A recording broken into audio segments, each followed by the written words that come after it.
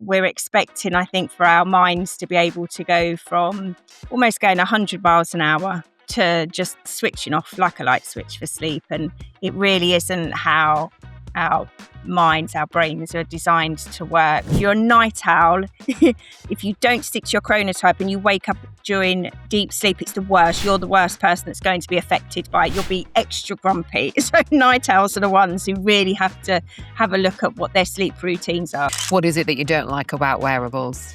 I think they're great to get a baseline of where you are. And when I'm doing what I'm doing, it helps me to understand where there's improvements in your sleep. But if you just say to me, I had the best night's sleep last night, then I don't need a wearable to tell me that you're sleeping better. We sleep deeper and better when we're sleeping on our own, but actually it's better for us to sleep with a partner. One of the biggest myths, I think, in sleep is that you can't catch up. Once it's gone, it's gone. But don't beat yourself up over it. You have a bad night's sleep. It is what it is. Just get straight back into that sleep rhythm is the quickest way that you can recover from having, 1, 2, 3 nights or whatever it is of poor sleep. It's just sticking with that, waking up at the same time every day. 6 out of every 10 adults aren't getting enough sleep. And after just 35 hours without it, your brain's emotional center literally becomes so overreactive that sleep deprivation literally hijacks your emotions, your thinking, your reactions, your entire ability to cope. Think about how you felt the day after you had a rubbish night's sleep. Now, the World Health Organization is actually pointing to a global epidemic of sleeplessness. And the CDC, which is the American Center for Disease Control, has formally declared insufficient sleep as a public health crisis. So it's not a trend, it's not some lifestyle issue, it's actually becoming a crisis. Now, if we look at the global wellness industry, it's now worth 6.8 trillion and heading towards 10. We are spending more and more on our health and well-being than ever before. The supplements, the apps, the protein powders, the retreats, the biohacking, the cold plunges, the morning routines. And yet most of us are still getting the most fundamental thing wrong. And before any of that, before the green juice, the gym membership, the meditation app, there is sleep. And it really is the foundation that everything else is built on. Get that right and everything else works better. Ignore it, and nothing really can compensate, can it? And we are a generation of exhausted, high-functioning folks running on caffeine, on cortisol, and sheer determination to get through the day and calling it normal. Today on P.S I Love Me, I'm joined by Emma Thomas. She's the founder of SleepFluent, a luxury sleep concierge service helping busy minds finally switch off. Now, what makes Emma's work so powerful is that it comes from lived experience. As a single mum of 4, she spent years navigating hospitals and uncertainty after a young son was diagnosed with leukemia. And through all of that, the fear, the exhaustion, the relentless responsibility, she became fascinated by one question. Why is sleep so fundamental to healing, yet so elusive when we need it the most? After nearly 2 decades in senior HR and becoming the person that everyone relied on when they couldn't switch off, she left corporate life entirely to study behavioral sleep science, neuro-relaxation, and subconscious change.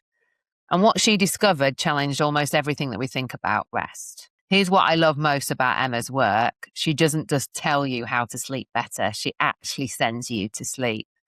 Her bespoke neuro-relaxation sessions are the signature of SleepFluent, and she genuinely jokes that hers is one of the few jobs where clients are delighted if they can't remember the last 20 minutes of a session with her. So if sleep feels like a battle that you're losing, falling asleep, staying asleep, waking up at 3 a.m., the night sweats, the racing mind, then this conversation is going to feel like it was made for you. So let's dive in with the brilliant Emma Thomas. So welcome, Emma. I am so excited to dive into that number one topic of sleep. So sleep, it's still the thing that none of us can get right yet with the wellness industry the way it is, and we're getting spammed with all these different solutions and supplements and have more protein and have these more collagen and have you got health supplements. But really, the number one thing that we need to get right is our sleep. and none of us has really cracked it yet, and it's getting worse. Why do you think that is? So I think the problem is that we are in this really switched on world today where it's just this constant form of stimulation. So we have really busy work lives. And then when we come home from our work lives, we have a lot going on at home. And then we have these devices which are on almost 24/7, constantly scrolling through things, constant stimulation.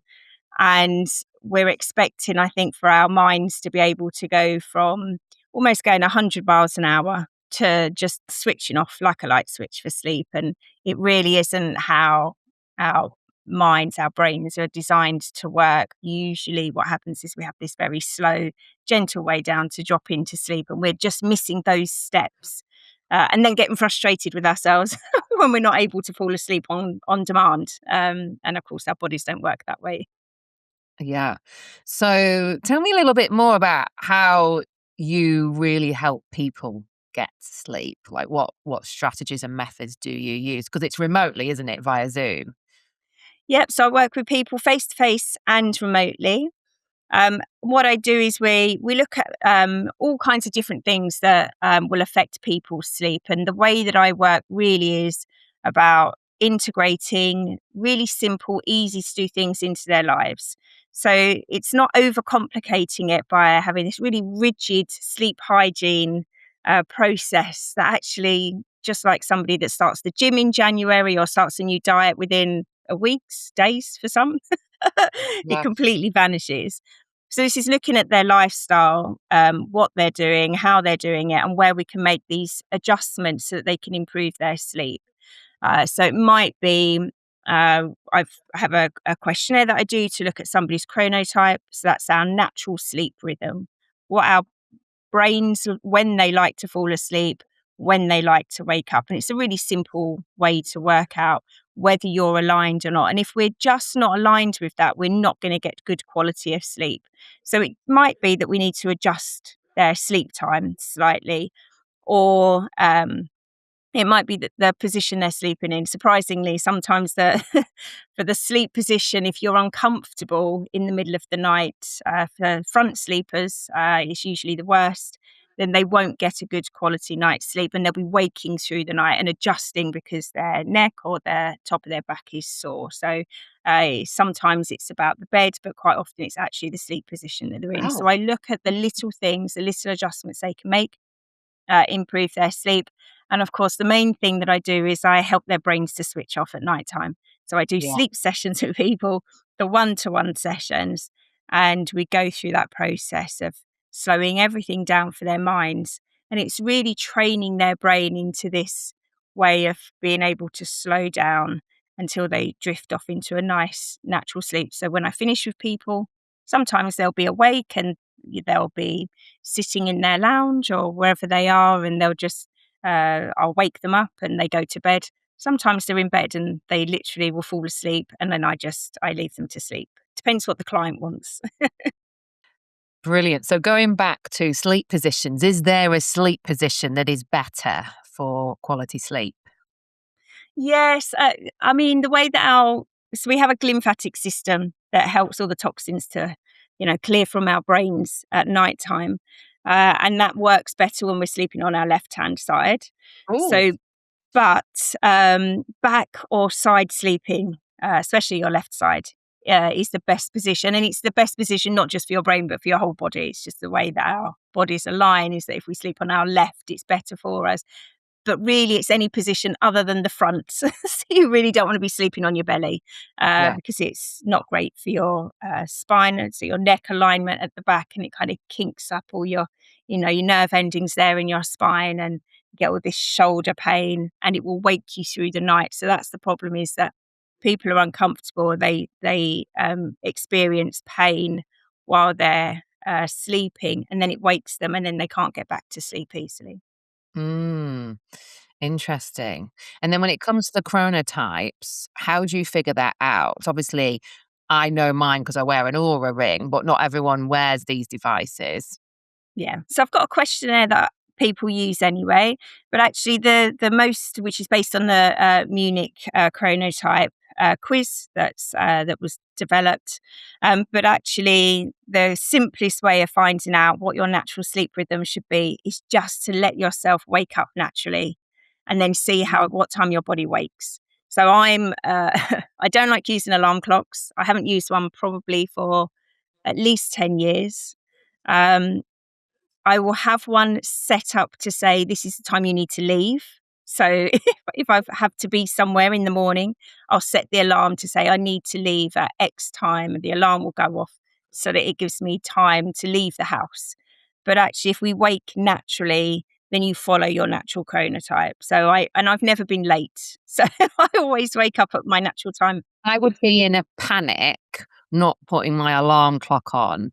And I don't think I would sleep. It's like, when you have to get up at 3 a.m. to go to the airport and you never really sleep properly because you're like, oh, what if I sleep through my alarm? And you put about 3 different alarms on. You get your partner put his phone on. So you've never slept in, just letting yourself wake up naturally? Yeah. And I used to work in HR for 17 years. So this was before I really got into sleep. So I think I just understood that if we woke in the middle of a deep sleep cycle, it was really bad for me for the rest of the day. I'd be grumpy. And if you're a night owl, if you don't stick to your chronotype and you wake up during deep sleep, it's the worst. You're the worst person that's going to be affected by it. You'll be extra grumpy. So night owls are the ones who really have to have a look at what their sleep routines are. So if you ever know someone that's really, really grumpy, it might be that they're out of sync. There might be a night owl out of sync with their chronotype. But for me, I was always waking, and most people do, 10 minutes before my alarm went off anyway. So I just shifted my alarm to, okay, what happens if I move it to when half an hour before I'm going to leave the house, give myself enough time to go and catch the train to get into work. And I still woke at the same time. And the trick is that we should be waking at the same time every day. So weekends included. Lie-ins are something that really can mess with our circadian rhythm. So when you allow yourself to wake naturally, and you do it 7 days of the week, then you just fall into this. It's just really easy. Your brain knows when to wake up. Most people will wake before their alarm goes off. So it's then just trusting in yourself. If I'm going to an airport at 3 a.m., to be honest, if I was going to the airport at 3 a.m., I probably wouldn't go to bed beforehand. I'd probably go straight to the airport. Yeah. But yeah, if you're waking up unusually early, of course, we need that alarm clock. And there's some great alarm clocks now that can monitor your sleep, and it'll know when you're in light sleep. So it'll wake you at the optimum time. So it knows you're not in deep sleep, because that's the worst. Yeah, it's really clever. So I think my son used that for a while. But then you train yourself into, waking at that right time. But that really is, I think it's really good for us to be able to trust ourselves. And most of us will wake naturally at the time we need to. Gosh, I really want to have a go at this. And I'm sure a lot of people listening to this were like, oh, dare I? Alarm off. But what happens when you wake in the middle of a dream? I often wake up in the middle of a dream and I'm like, oh God, and I'm exhausted. I dream an awful lot. And I wake up and I'm like, oh, I'm going to have to just finish that dream off and go back to sleep for 20 minutes. That actually happens a lot to me. What state of sleep are you in when you wake in the middle of a dream?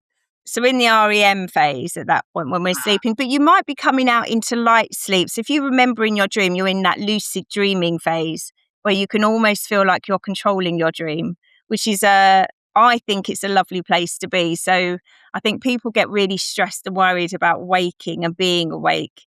And I think if we just go with what our sleep cycles are telling us, so if we're having a dream, I like to carry on my dream. So I don't get stressed. If I wake up at 3 a.m., which I was listening to Matthew Walker, I think it was the other day, and he said, like, literally the whole world wakes at 3 a.m. in the morning. Yeah, their sleep. Why is that? They're not entirely sure why. Scientifically, they're not sure. They have to guess why they think it is. It might be because there's a survival instinct there, because obviously when you're sleeping, your blood pressure drops, your temperature drops, everything drops, and it's almost mimicking perhaps near death. Right? Your body might think, is there something wrong with you? Which is the same reason why we jump, right? When we're falling asleep, if we do those little hypno jerks that we have.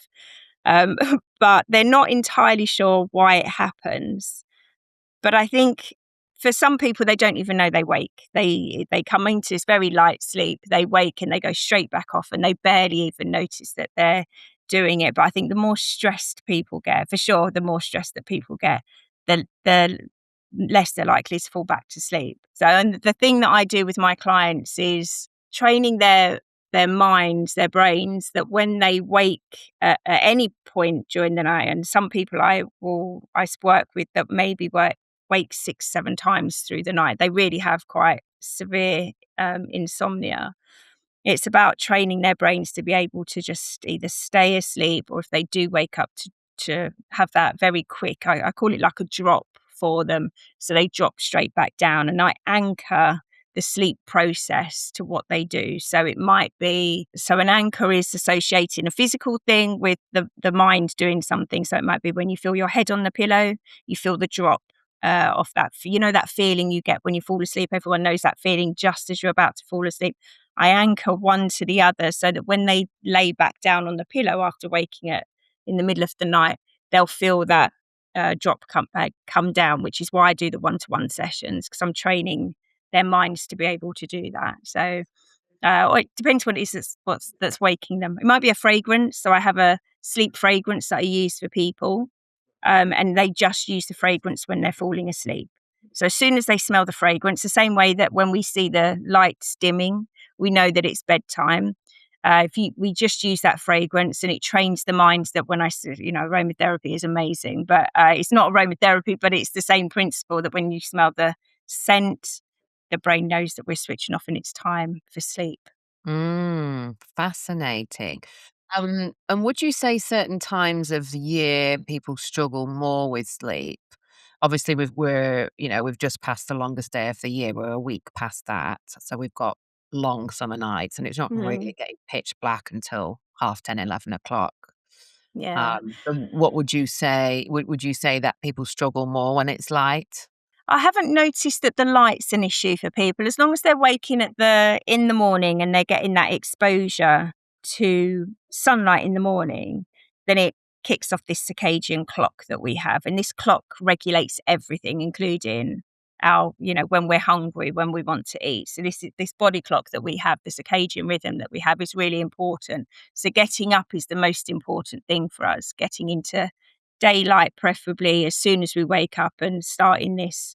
They always point here, but starting this countdown clock Yeah. for us for sleep. But it's the heat really that stops people from sleeping, because our Mm, body temperature needs to drop in order to go to sleep. And if our body temperatures don't get to drop, then I think people struggle. But for some people, by the time that most people are going to sleep, we have had sunset. So even though the nights are later, they're still getting that darkness setting in that allows them to drop off into a deep sleep. yeah. And what were you saying? A lot of health experts recommend getting your face and even your eyes, making sure that they're getting daylight first thing to really help with mood and your circadian rhythm. But what happens in wintertime when it's dark and gloomy?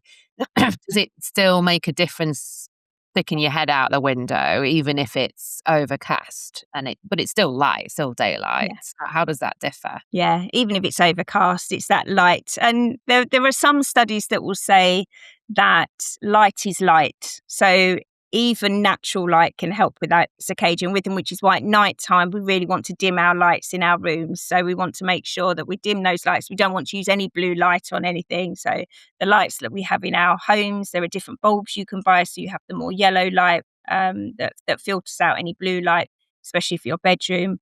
In fact, Mm, in some studies, they'll say if you can avoid having light in your bedroom at all, you want to really keep it so it's just somewhere that you sleep with very, very low light, but definitely no blue light. But even if it's overcast, we still get the benefits of the daylight.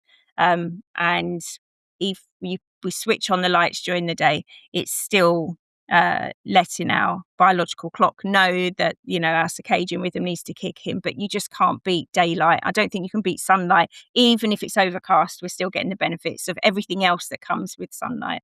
yeah, and that's why having a walk first thing in the morning is just great for a Absolutely. whole host of reasons. Yeah, absolutely. You're getting your steps in, you're getting your dopamine and serotonin levels up. It's brilliant for your circadian rhythm. Now, Yeah. going back to good old blue light, Yeah. I'm sure you tell all your clients not to look at devices for an hour before bedtime. No, And I don't. I was about to say, does anyone actually do No. that? No, that's why I do the work I do, because it's just not realistic. So it's, what are you doing? Do you need to be on your device? And I work with a lot of business owners, and I'm the same. There'll be emails and things that I just need to try and get this done before I go to sleep. So, and sometimes I'll have people that, they're really struggling with their sleep. So it might be that I'm on a device till late at night. I'm putting people to sleep on my laptop in the evening, right before I might be going to bed. So for me, it's about switching that blue light off, putting those filters on. Most laptops, TVs, all phones have the blue light filters on them. On the iPhone, one of my sleep clients actually introduced me to the red light on your iPhone.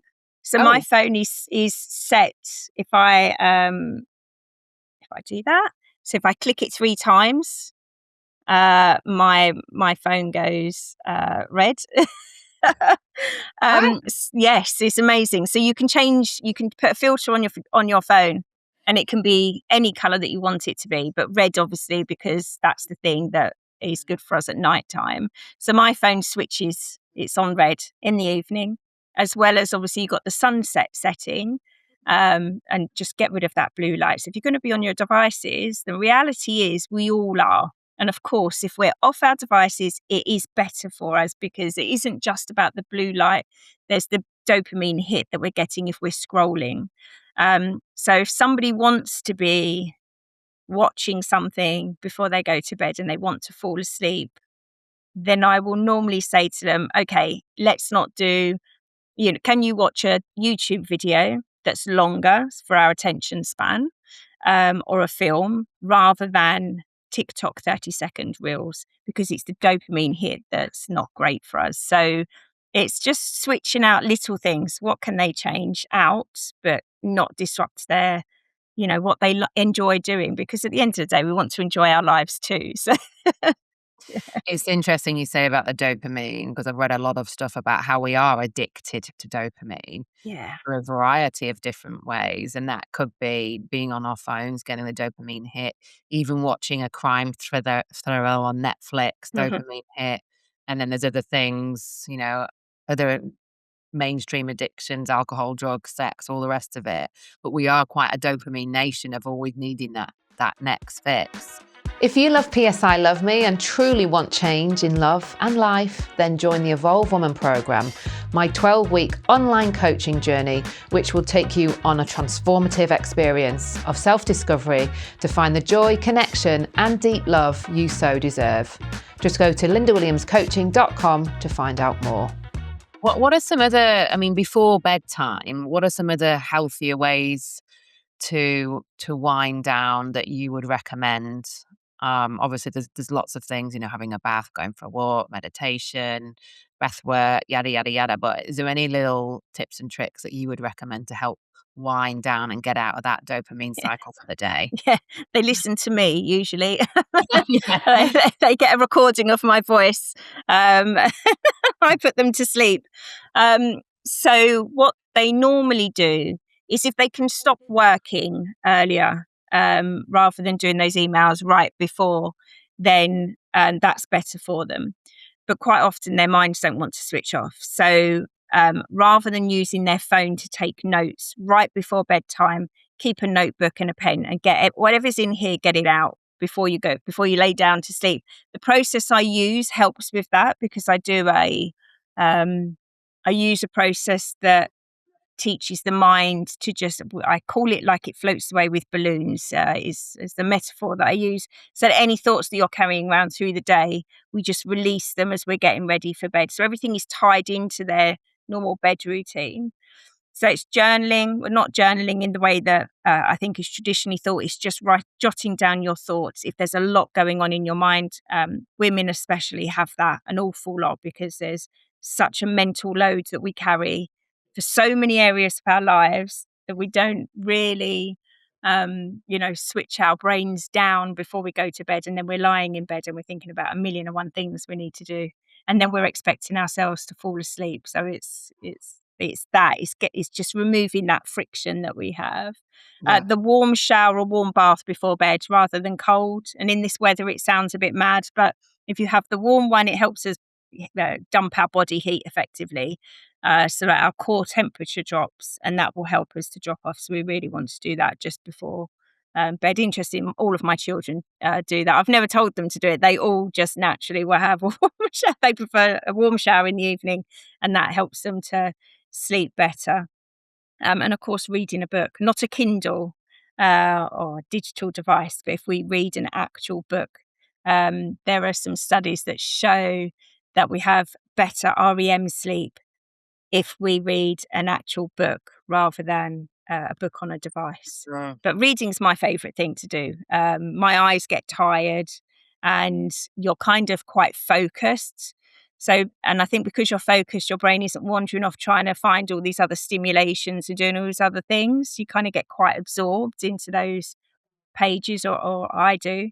So it really helps me to drift off into a sleep. But white noise for people listening to music or podcasts, maybe not about serial killers, but anything like that can help you to drift off into a sleep. If you need something, if you're someone that doesn't like to just go to bed and just do nothing, sometimes it's just about having that process for your mind to slow down nice and gently, but keeping those lights down. So as soon as the sun starts to drop, you check the bulbs in your house. Are they the blue light? Are they yellow light? Is everything dimmed down? Even your phone screen, turn the screens down, turn the laptop screens down. And your bedroom really should be, for sleeping or relationships, but not for, working. People work in their, on their laptops in their beds or watching TV.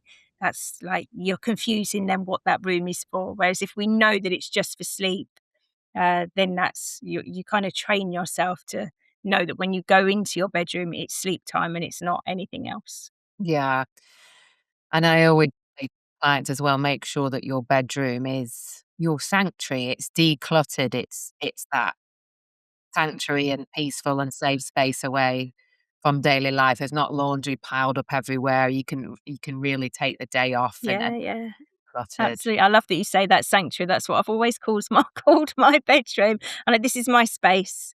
And this is how I want it to make, and it should be comfortable and relaxing and calming for you. And if we confuse that by, bringing in laptops and doing work in there, or, anything else that we're doing within that room, then it confuses the space for our minds. And we really want it to feel like when we go in there, it's this space where we can just completely relax and let go, so we drift off into a deep sleep.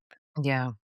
And when you mention the word relationships, what have you found in your studies when it comes to sleeping solo and sleeping with your partner in terms of sleep quality? Because there's various Yeah. different trains of thought out there, isn't there? Yeah. Number one, if your partner snores or is quite restless, obviously they're going to wake you up. But also being connected with somebody, not necessarily touching them, is meant to help you feel calm and peaceful and get you into a deep sleep. So what have you found is That's that is it. the best? Yeah, 100%, right? We sleep deeper and better when we're sleeping on our own, but actually it's better for us to sleep with a partner.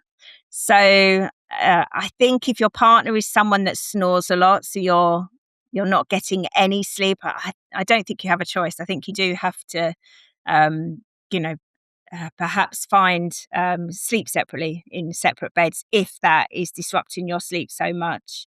But of course, if you're snoring a lot, they need to go and get medical help. We shouldn't be snoring really loudly that we're waking the rest of the household up. So they should go and get themselves checked out anyway. Um, so you will sleep better if you're sleeping solo. But sleeping together, there's a lot of research that says, yeah, that's all true, but you do sleep. There are way more benefits to sleeping in the same room, in the same bed with your partner than than not. So yeah, it's kind of, I guess it's a trade-off. And for me, when I talk about people sleep, and you say you've got the Aura Ring and there's the Apple Watch and there's all these sleep devices that people use, I always say to my clients, just notice how you feel in the morning. So if you're waking up and you're feeling tired still, and we're looking at all these different things and we're aligning things, and we know you're in with your chronotype and so on, and you know that it's your partner that's waking you through the night, then obviously you can try sleeping solo and see if it does improve your sleep. But it's kind of a last resort for most people, because the benefits of sleeping with somebody far outweigh, I think, Yeah. not sleeping with them. So tell me, how did you get into the world of sleep, and now have this fabulous company, SleepFluent, that Yes. people call you up and ask for your help to get a good night's sleep from all around the world, I believe. But how did you actually get into this? Because you were in HR for 17 years. So when my son was younger, he was diagnosed with leukemia. And going through that treatment there's 3 years of treatment, or back then it was 3 years of treatment for boys. And during that time, you don't sleep. So you're switched on 24/7. And when I came out the other side of that, and everyone thinks that you can, yay, it's all good, he's all fine. He's 29 now, he's 13 years all clear, so he's all good. But when it finished, I was the one that just went, oh my goodness, I was just felt wrecked emotionally. I hadn't slept for 3 years. I hadn't realized I hadn't slept for 3 years. But what happens is we run on cortisol for 3 years straight. Anyone that's cared for an elderly parent, a sick child, sick relative for a long period of time will know you just go fight, fight, fight until you reach the end journey. And then when you get to the end of your destination, you suddenly don't feel so great. And you're like, well, everything's fine. Everything's fine. The journey's ended. I should be fine now and get on with my life. And then suddenly you can't. And it was through that I then had tried lots of different things to help me. And the one thing that did help me, after all the many times of trying different therapies in different ways for me to start to feel better again, I then embarked on some NLP and hypnotherapy. And for the first time, it was like someone had just switched a light switch. And then I was sleeping. I felt better. I'd been diagnosed with PTSD. That completely went as well.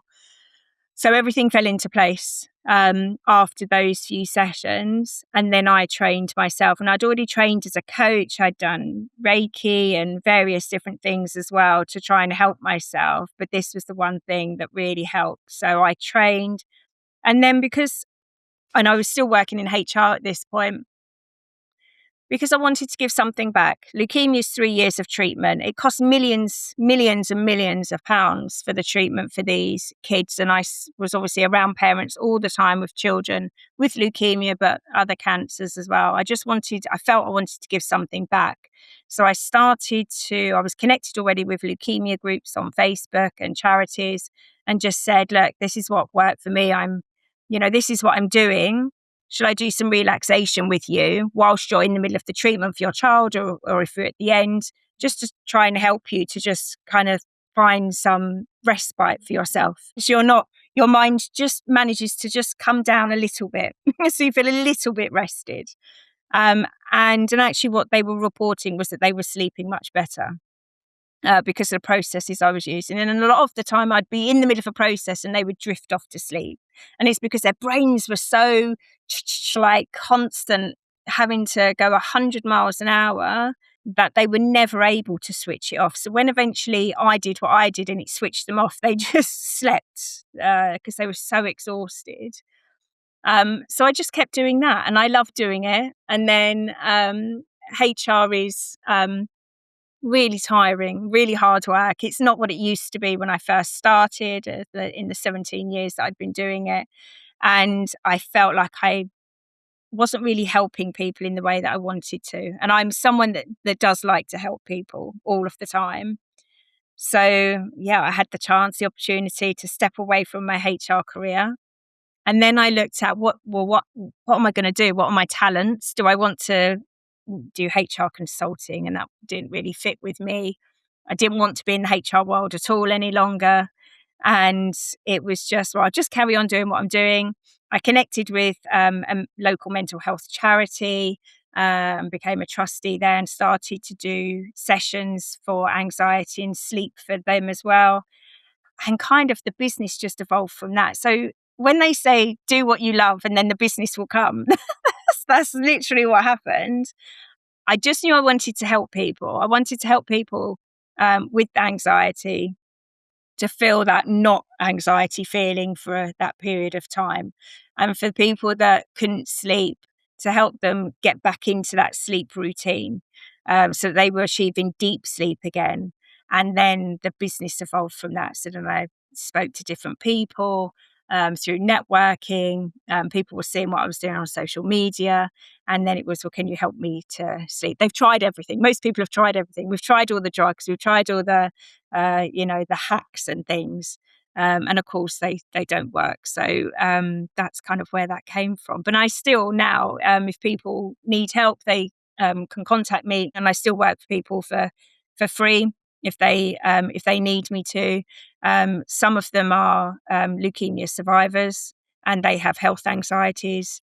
And health anxiety then, of course, will stop them sleeping as well. So I work around that, but the majority of what I do is just helping them to just calm themselves so they can sleep again. Because Yeah. once you sleep better, you're able to deal with what's going on in life. Yeah. It's a vicious cycle, isn't it? Yeah. And would you say the majority of your clients are suffering from anxiety, PTSD? Something is going on when they come to you? On the leukemia side, yes. The rest of my regular clients, no. That's not what they're coming. They're coming because they've got insomnia and they've got really busy lives. Usually, because it's global as well, it's people that are traveling the world for their work. They're running multiple businesses and they just don't know how to switch off. And then they wake up and say, which time zone am I in today? And they don't know where they are. And because I can help their minds to slow down very quickly, it just brings them back into that circadian rhythm wherever they are. So normally when they're traveling home, if they're traveling over to the States, when they come back to the UK, to Europe, so it's traveling that way that tends to interrupt most people's circadian rhythm rather than traveling there. But it's just a quick way for me to help them to settle their minds back into the circadian rhythm for the time zone that they're in. But for for any leukemia parents out there, or the leukemia survivors, then it is anxiety, is kind of that PTSD that's stopping it, and they may be waiting to get into therapy because they're. I think it's something like 3.1 million. I think are waiting on a mental health waiting list to get help at the moment. I was reading a publication the other day. So whilst they're waiting, it's just making sure that they're able to switch off and go to sleep. So I can help them with the anxiety thing. I do a little bit, but they need to go and see proper therapists that can, help deal with their, whatever it is that's going on with them. And what I do complements what they're going through, so they can do both at the same time. Yeah. But it really is about getting them that, so they have the energy to deal with it. Because if you're tired, it's really easy to say, I'm going to stay in bed for most of the day because I just feel so exhausted, because that's what anxiety and PTSD do. It makes your brain feel like it's running 100 miles an hour all day long. So you're just constantly fatigued because it never switches off. So the work I do with them really is to help them switch off so they can just manage the next day again and do what they need to do to get through the day. And how does it work with you? Say if I wanted to sign up with you, do you have a package? How many sessions do you normally do with someone to get them back into a better sleep rhythm? So the main package is normally for a minimum 4 weeks that I do with people. And each of those weeks works slightly differently. So the very first week, I'll be looking at chronotype and seeing where that's aligned for somebody. And then we'll look at how we can change that. So if you're not aligned with your chronotype, that's one of the first things that we want to start doing. How do we align it? Or do we need to move it slightly so we can move your sleep routine? I think it's about 47 minutes or something was the research that leads into that. And then week 2, we're looking at just making those changes. So we're not making changes all in one go. And each of those weeks I do usually online face-to-face or face-to-face sleep session with them in the evening. So it can be any time that I do a sleep session, but nearly all of my clients like me to put them to bed. Yeah. So they like that. Can you do it as, just before my bedtime so that I can drift off to sleep, say goodnight, and then go straight to bed. But it works anytime during the day, but that's just what people prefer. Yeah. And I do that one session a week for those 4 weeks. And it really is about training the mind to my voice, to the process, to that process of the mind kind of drifting down and getting into that position ready for sleep. And then, so looking at each stage as we go. And then it's about a 20-minute feedback. So once a week, just having a 20-minute feedback with me during the day to say, okay, what happened for you last night? What's going on with your sleep? And if they've got an Oura Ring or an Apple Watch, they'll send me their sleep data to look at. And I'm not a huge fan of wearables, as you know, I've mentioned before, but they can send that to me so I can see, is it that they're waking through the night? They may not even know that they're waking through the night, but are they waking through the night? Are they not achieving that deep sleep for, that 60 odd minutes of deep sleep that we really want? And some people will only get deep sleep for maybe 20 minutes. They may not know that they're not getting deep sleep. So the wearables are useful for that. Yeah. What is it that you don't like about wearables? So I think they're great to get a baseline of where you are. And when I'm doing what I'm doing, it helps me to understand where there's improvements in your sleep. But if you just say to me, I had the best night's sleep last night, then I don't need a wearable to tell me that you're sleeping better. Yeah. And the thing with wearables is there is a thing called orthosomnia. And that's where we get quite obsessed with looking at our sleep data. And then if we look at our sleep data in the morning and it says, oh, well, you slept really badly last night, we have a really bad day because we go, Yeah. oh, God, I didn't sleep. So that means I'm going to be tired all day. Oh, my goodness. And really not sleep well. So it's a balance, I think.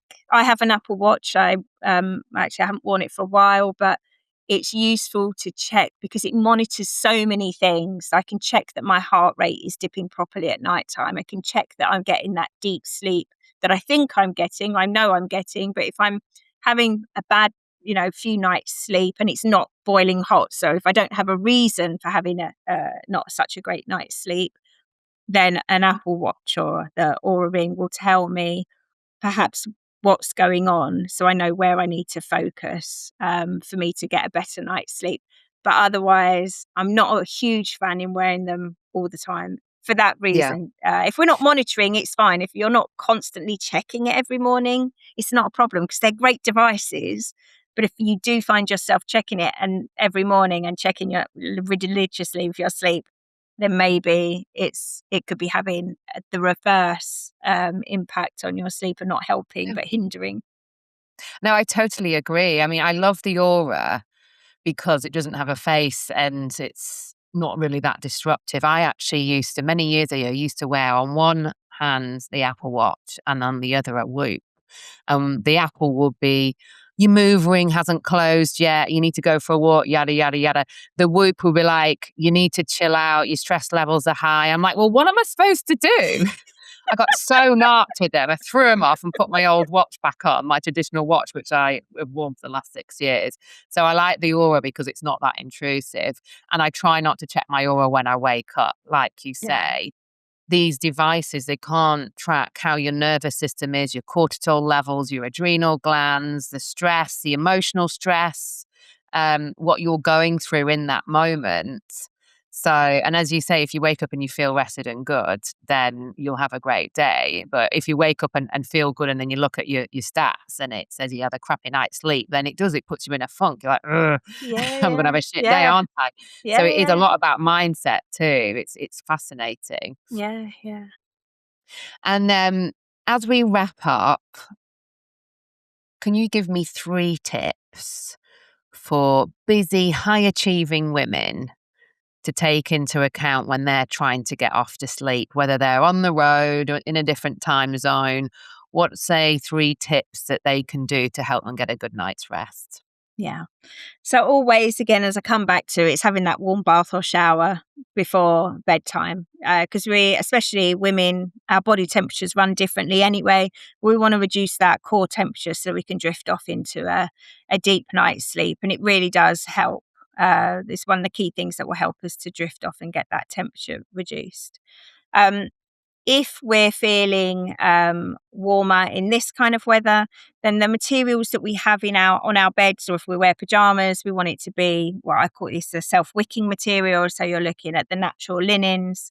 Bamboo is great. Eucalyptus is great, and it's actually really, really soft. So the materials now that you can buy are much, much better, and they'll just help you to stay comfortable through the night. So it's not about necessarily keeping you cool, but regulating that body temperature, because our body temperature is going to drop in the middle of the night. But if it's exceptionally hot as well, then it will help to keep us cool. So it's all breathable materials. And if we are very hot, or if we're having night sweats, for those of us of a certain age, then it wicks any moisture away from us.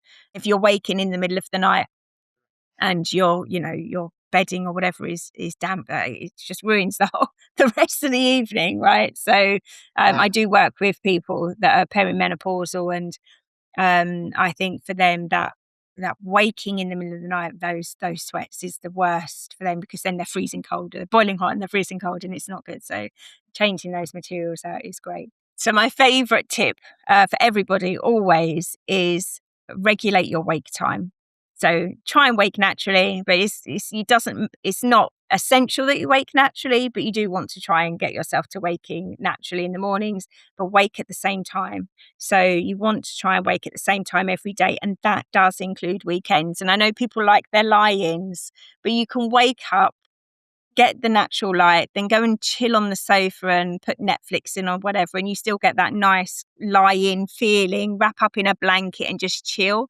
But you don't want to be in your bed. You want to get up and get out, because it's the wake time that's the most important rather than the bedtime. So everyone focuses on going to bed at the same time every single night. That's not the key. The key is waking in the morning at the same time, regardless of where you are. If you're on holiday, if it's the weekends, just wake at the same time. I mean, if you're on holiday and you wake up early, get out in the sunshine and go and chill out on a sunbed out by the pool or wherever you are. So you still get that nice, kind of relaxation, but staying in bed past that, it just confuses our circadian rhythm. So if we come back from holiday and we've been having really late lie-ins every single morning, and then we get back from holiday and we all go, oh, I need another holiday to get over my holiday. Yeah, it's part of the reason why, because you've messed up this circadian rhythm that our bodies really like, this clock.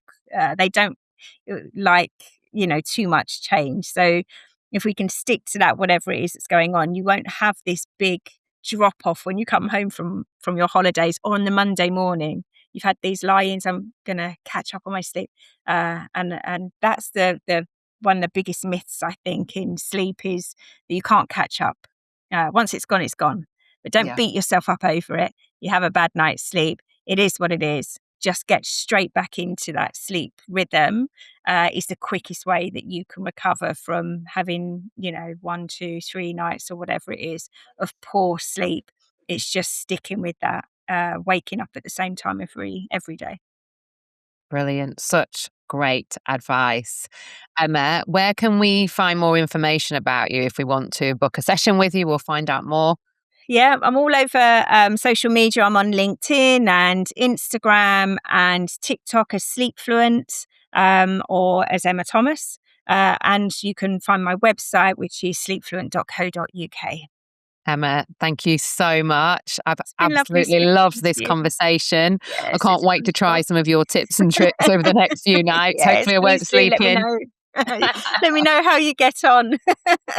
I will do. Thank you. It's been an absolute Lovely. pleasure. Thanks so much, Lynda. Take care. Speak to you soon. That's it for today's episode of P.S I Love Me.